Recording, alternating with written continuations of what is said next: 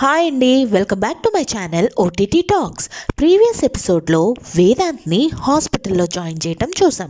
మరి ఈ ఎపిసోడ్లో ఏమవుతుందో చూసేద్దామా? పదండి. డాక్టర్ మిస్ ఘోష్ దగ్గరకు వచ్చి వాడి టెంపరేచర్ 96 ఉంది, కానీ 3 రోజుల్లో 2 సార్లు కళ్ళు తిరిగి పడిపోయాడు అని అంటారు. ఎపిలిప్సీ అయి ఉంటుందా అని అడుగుతుంది మిస్ ఘోష్. తన మెడికల్ హిస్టరీ మొత్తం చూశాను, అలాంటిదేం లేదు అని అంటారు డాక్టర్. స్ట్రెస్ వల్ల కూడా అయి ఉండొచ్చు కదా అని అంటారు miss Ghosh.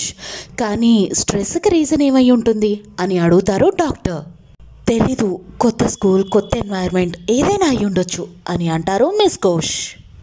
Okay, take care అనేసి డాక్టర్ అక్కడి నుంచి వెళ్ళిపోతారు.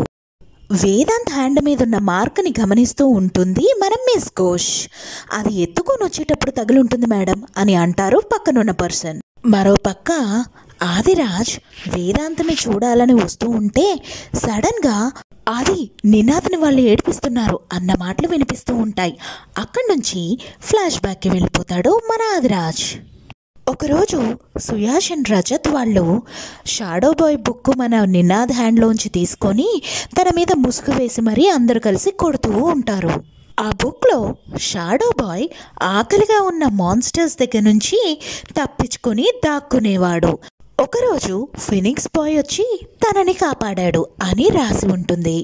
అంటే ఆ మాన్స్టర్స్ మేమే కదా, ఆ ఫినిక్స్ బాయ్ నీ బాయ్ ఫ్రెండే కదా అనుకుంటూ సుయాష్ నినాద్ని కొడుతూ ఉంటాడు.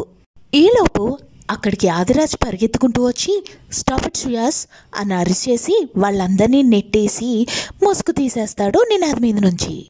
అయినా సుయాష్ ఆగకుండా ఫైనల్లీ షాడో బాయ్ బయటపడ్డాడు. అప్పుడే తనకి ఎదుటి వాళ్ళ మైండ్ని కంట్రోల్ చేయగలనని అర్థమైంది.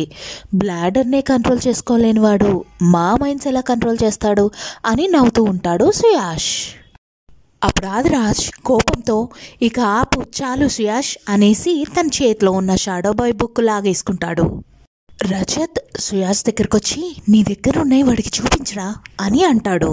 అప్పుడు సుయాష్ నీ కామిక్ బుక్ని చూసి ఇన్స్పైర్ అయ్యి నేను కూడా నీకోసం ఒకటి రాశాను అనేసి తన పాకెట్లోంచి 4 షీట్స్ తీస్తాడు.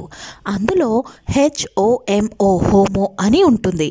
అవి అక్కడ పడేసి నవ్వుకుంటూ వెళ్ళిపోతారు సుయాష్ వాళ్ళు. ఆ మాటకి నినాద్ నాకు ఆ మాటలే నచ్చవు అనుకుంటూ ఏడ్చుకుంటూ ఉంటాడు.